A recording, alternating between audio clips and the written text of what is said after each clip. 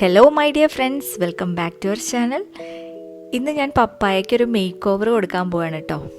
അതായത് പപ്പായ കൊണ്ട് അടിപൊളി ഒരു റെസിപ്പി ഉണ്ടാക്കാൻ പോവാണ്. ഇത് മാത്രം മതി നമുക്ക് ചോറൊക്കെ കഴിക്കാനായിട്ട് കേട്ടോ. അപ്പോൾ നമ്മുടെ വീട്ടിലൊക്കെ എപ്പോഴും ഉണ്ടാകുന്നൊരു സാധനമല്ലേ പപ്പായ. അപ്പോൾ നമുക്ക് നേരെ വീഡിയോയിലോട്ട് പോവാം.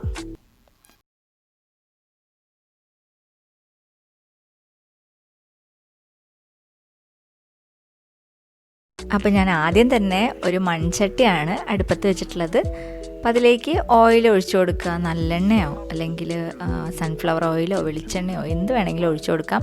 അതിലേക്ക് കുറച്ചധികം തന്നെ വെളുത്തുള്ളിയും ഇഞ്ചിയും പച്ചമുളകും ആഡ് ചെയ്ത് കൊടുക്കുകയാണ്. ഇതൊന്ന് നന്നായിട്ടൊന്ന് ചൂടായി വന്നു കഴിഞ്ഞാൽ നമുക്ക് ചെറിയ ചെറിയ കഷ്ണങ്ങളാക്കിയിട്ട് അരിഞ്ഞ് വെച്ചിട്ടുള്ള പപ്പായ അല്ലെങ്കിൽ ഓമക്കായ നമുക്ക് ഇതിലേക്ക് ഇട്ട് കൊടുക്കാം. ഇത് നന്നായിട്ടൊന്ന് ബ്രൗൺ കളറായി വരണം കേട്ടോ. ഈ മൂന്നും കൂടിയിട്ട് വെള്ളമൊന്നും ഒഴിക്കാൻ പാടില്ല. ഈ എണ്ണയിൽ കിടന്നിട്ട് നന്നായിട്ടൊന്ന് മൂത്ത് വരണം.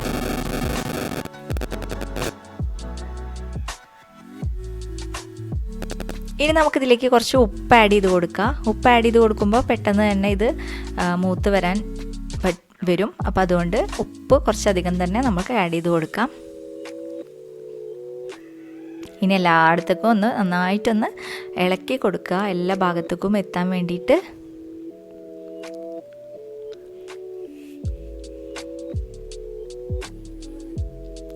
പെട്ടെന്ന് ഉണ്ടാക്കി തീരും കേട്ടോ. നമുക്ക് അധികം ടൈമൊന്നും എടുക്കണ്ട. അത് കണ്ടോ, ഏകദേശമൊക്കെ നന്നായിട്ട് ഒരു സൈഡിൽ നിന്ന് മൊരിഞ്ഞ് വരുന്നുണ്ട്. അധികം അങ്ങോട്ട് മൊരിയല്ല, ഒരു ബ്രൗൺ കളറൊക്കെ ആയി കഴിഞ്ഞാൽ നമുക്കിത് അടുപ്പിൽ നിന്നും മാറ്റി വയ്ക്കാം. ഏകദേശം നമ്മുടെ പപ്പായയും എല്ലാം കൂടി ഒന്ന് കുഴഞ്ഞ് വന്നിട്ടുണ്ട് കേട്ടോ.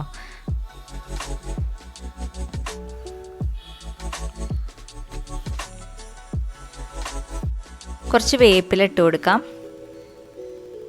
ഇത് എത്ര കാലം വേണമെങ്കിലും നമുക്ക് സൂക്ഷിച്ച് വെക്കാം കേട്ടോ. ഫ്രിഡ്ജിൽ വെച്ചാൽ മതി.